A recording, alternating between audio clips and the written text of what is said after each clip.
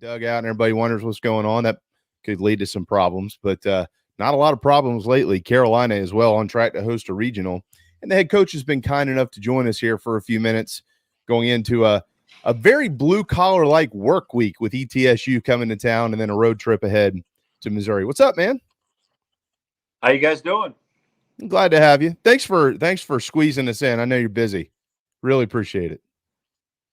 No, my pleasure. Happy to be on with you guys. All right. So I did some homework. You ready for this? Oh boy. Oh boy. No, I've got numbers. I got numbers, man. Good numbers. Right. Good numbers. Give them to me. In the last 3 series, your team has scored 70 runs in 9 games. That's 7.77 runs per game, 4th best in the league, behind number 1 A&M, number 8 Kentucky, but number 3 Kentucky in the RPI, and then Georgia, who's 9th in the RPI. They scored 72. But you did it against the 2 best RPI teams earned run average teams in the league versus SEC opponents, Kentucky and Arkansas. And then you went to Florida and scored 28 runs, which is the most runs they've allowed in a series since March of 2022. So what has led to that? Well, a lot of hard work, I guess. A lot of hard work by our players, our coaches. Slowly starting to find our groove, I think. This weekend obviously was another example of the guys doing pretty darn well and taking some good at-bats. I still don't think we've hit our top-end speed yet in terms of how good we can be, but I think we're getting closer. I think we're starting to get a feel for where guys fit in and what the best lineup we need to put out there is. And obviously that could still change when Tippett gets back healthy, but I think we've kind of put an emphasis on the fact that we need to score runs, and if we need to sacrifice a little bit of defense to do that in areas, we're just going to have to do that because it's the best version of the 2024 team. Yeah, do you feel like you had to do that a little bit this weekend? I don't mean that offensively to the young men that were out there playing ball, but Petrie being at first, and then you got Casas over at third. Yeah. Well, every team, you can ask them, all right, give us your best 9 defenders. What does that team look like? Now give us your best 9 hitters. What does that look like? And then what you generally do is try to find the best combination of both. But we did some research on our own team this year, and when we score 6 runs or more coming into this weekend, we were 23-3, and so it was pretty clear to us that we're going to need to put whatever we think is the best 9 out there to score runs, because when we score 6 or more, we generally win at a very, very high level of consistency. So we decided to move some guys around. We put in a lot of work. It's not like Casas has never played third before. He played there in the fall. We had done some preparations both in the past, but also this week, since we had no midweek game last week, it allowed us more practice time to try some things. Petrie has played first in the past. LeCroy had played shortstop in high school. So these weren't things we just grabbed out of thin air. We had looked at them before. It just felt like now was the time to give it a shot with Tippett out to see what it would look like. And obviously it looked very, very good. How do you feel about Will and his recovery? Is he coming along pretty good? Yeah, it was 2 injuries at once on the same play. He got the concussion, but also while he was getting out of the way of that pitch, he sprained his MCL. And so the concussion now is gone, so he's fine there. Now it's just a matter of the MCL healing and getting to the point where he feels like he can be close to at full capacity. So when that will be, it's hard to say, whether it's a week, whether it's 2 weeks. Every kid heals differently, so it's just a matter of how quickly he feels like he's up to it. Yeah, dude, so maybe I'm off on this. Coach. But and I get it. I've been around the game forever. Somebody squares the bunt, you want to make it difficult on them. Sometimes you want to throw it a little high and tight, see if they'll pop it up, and there's strategy and everything. But increasingly, we've seen it a lot with your guys, and it really ticked off Blake Jackson the other. Well, he got hit in the back, but they almost hit him. It hit Tippett. Someone else, if I'm correct, got plunked. You're seeing this all over college baseball. I don't know if it's because everybody's throwing harder, or maybe they just don't control it as well. I don't know what it is, but somebody's going to get really, really hurt, with these up and ins when people square to bunt. What do you have any thoughts on that? Do you take it the same way that I feel like I'm seeing it? Am I wrong? What do you think? Yeah, I don't know if people teach that or not, or if it's just the fact that guys are walking more hitters than they ever have, and they don't have the command that they used to because everything is about chasing velocity now. It's hard to say, but yeah, it seems like we've kind of been on the wrong end of getting hit by pitches, especially in those bunt situations. So yeah, it's a little concerning because you don't want to see your shortstop out there, with the concussion and with the knee injury as a result of it as well. So Kennedy had gotten hit in the head earlier in the year too. Don't forget, and had a Yeah. look, went into concussion protocol. Messina has had that. So yeah, it's one of those things where it feels unfortunate because those are good players that need to be on the field. Yeah. JB, I got two for Coach. First of all, because I'm superstitious, so I don't want to jump right to the weekend. East Tennessee's coming in with the number 52 RPI. How challenging are they?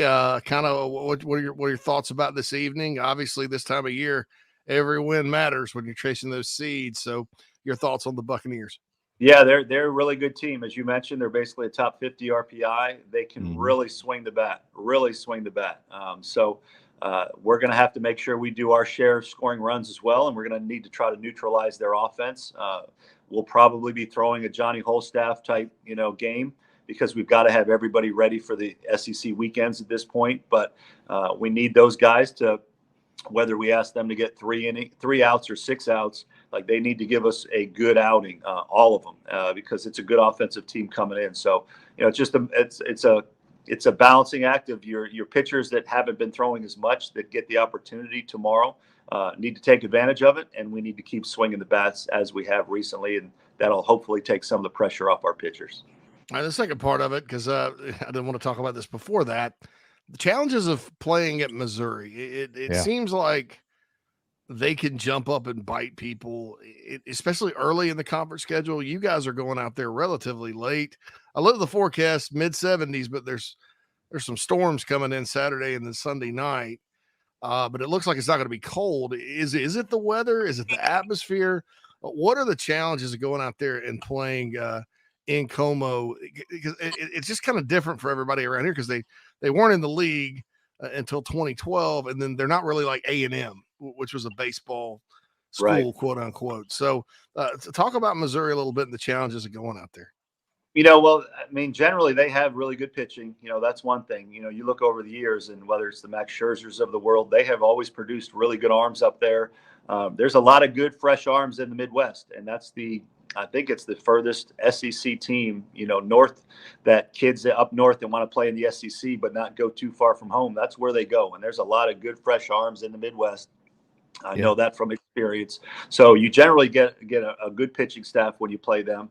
And then when you go up there, it's a unique place. It's not quite the big stadiums that you see at A&M and LSU and all those leagues. It's a turf infield and a grass outfield, so there's some adjustments to be made there. It's generally very, very windy when you go there. Oh,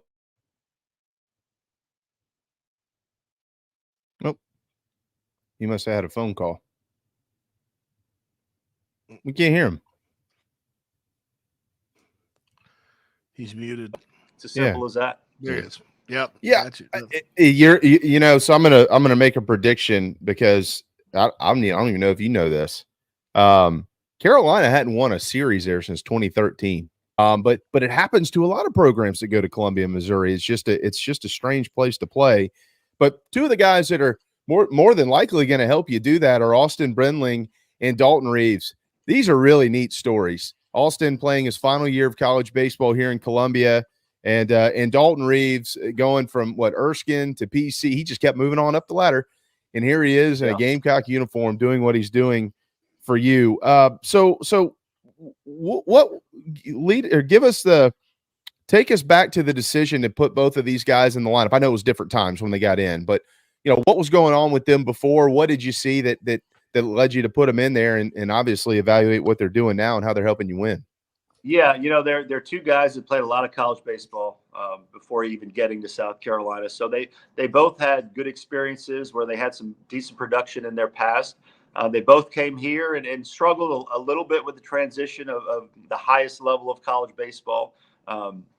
Austin really struggled in the fall, but was starting to figure some things out early in the spring. But by then, he was just behind some guys that were playing really well. Our outfield is pretty crowded and is pretty good group. So it just took him a while to kind of get his swing where it needed to be. He got rid of a hitch. He ironed that out that he had at North Florida. And that allowed him to be back into consideration for, we need to give this guy a shot. And we did. And obviously he's run with it.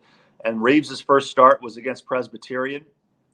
Just that night we played them, his former team. It just kind of felt right in terms of writing the lineup out that I wanted to put him in there and give him that opportunity. And he hit the 2 homers. So he's been back on our radar ever since that day. So they're both helping us win games right now. And so, how we continue to use them will continue to be about matchups and offense and defense and all those things. But they're both great stories. They're both great kids. I can tell you that.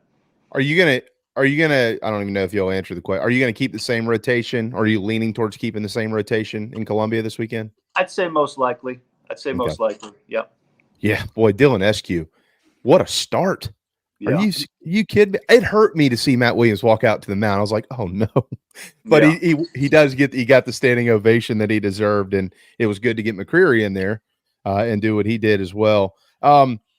So you're 29-14, you're 11-10 in the league. Your RPI is number 11. You're a projected regional host. You've played the most quad 1 games in the country. Do you know that? The most 20. Yeah. Well, the crazy thing about that too, Jamie, is, quad 1 can be 1 through 25. And in some it's 1 through 50 what they call quad 1. But we have played number 1, number 2, number 3, number 4. Like there's not all quad 1 games are created equal. And we've played more at the very high end. If we had played 22, 23, 24, 25, you're still getting the same quad 1 credit, but it's apples and oranges. And so there's no doubt in my mind, we've played more high leverage games than anybody in the country. And we've lived to tell about it. I think we're 7-5 against all those teams that have been ranked in the top 5, which is, if you look at teams' records in Omaha over the years, if you're anywhere around 500 or better, it's pretty good. And that's what we've been playing. So, I think we'll be battle tested. We've lived to tell about this schedule with Arkansas and A&M and Florida on the road and Vanderbilt and on and on and on. So I just hope that everything that we've had to endure through this impossible schedule really, really benefits us when all is said and done. And you got 9 left in the league. You got 2 midweeks to go, and then you got the SEC tournament. And then, of course, we'll get to Selection Monday, I think is what it actually is, but and find out. Right now, you would be hosting a regional today. There's no question about that. It's all about how much higher can the seed get. Final one for you. What do you think about the strike zone this year? Depends on the day you ask me, man. I'll tell you what. Obviously, there have been some days I think it's very good. There's been some days where I didn't get to watch the end of the game from the dugout, as you saw. So, it's the combination of, old school umpires and new school umpires, and we have TrackMan, and we get reports on how they're doing, and some umpires like it and some don't. So I think the strike zone is getting smaller as we go because of the TrackMan data, which is making it harder on pitchers. So yeah, it's ask me on one day, I'll give you one answer. Ask me another, I'll give you another answer. I told the kids when we walked in the gate last week, I said, Riley, Hannah, if all goes well, you'll get to see Coach Kingston coach for 9 whole innings in this game. Well, I get one mulligan. I don't know if you guys know the NCAA rules. I get one mulligan. If I get thrown out, there's no suspension following it for the next day. But if you get thrown out of a second game, then you get a 1-game suspension. So I generally like to use my one mulligan at a strategic time. Last Friday felt like the right time to do it, and now I've got to be on my best behavior because I don't want to miss any more games. Man, I think that was a real value proposition there. Yeah, like, how much do I really want to? Yeah, does that restart when the postseason hits, or it just plays through? That's a good question. I should probably do my homework. Yeah, I'd ask about that. Because you can get some licks into the SEC tournament and not have to worry about it. Right? Yeah, because for about 20 years in Hoover, it hadn't been very kind to the Gamecocks. If I was you, I'd just get tossed out of the first game over there, so you don't have to watch the rest of it. I'll go watch it from the press box buffet, maybe. That's right. Nice. When you got thrown out the other night, I think one of the things I laughed the hardest at was Monty did what Monty does. He just kept leaning on the rail, didn't move a muscle. No reaction, nothing. That was it. Hey, well, look, Monty man. got thrown out this year too. Don't forget, and assistant coaches don't get mulligans, so he had to actually miss that game. They give the head coaches mulligans. They don't give assistants mulligans. So he's promised not to be ejected again. That's funny. Okay. That's so funny. Well, let's make sure it's that wasn't as bad as when he got tossed up at Coastal about 10 years ago. That was something. Hey, look, man, you are in the thick of it, putting together a hell of a resume. And it has really been neat to watch your guys perform. And I have no doubt you'll do it again this week. Good luck tomorrow night, and have a safe flight to Missouri, and go up there and break that streak. Those guys, they deserve it. Go give it to them. Give it our best shot. Yeah, we'll give it our best shot one day at a time, guys. And as always, appreciate everything you do. Thank you. Coach. Appreciate it, Coach. All right,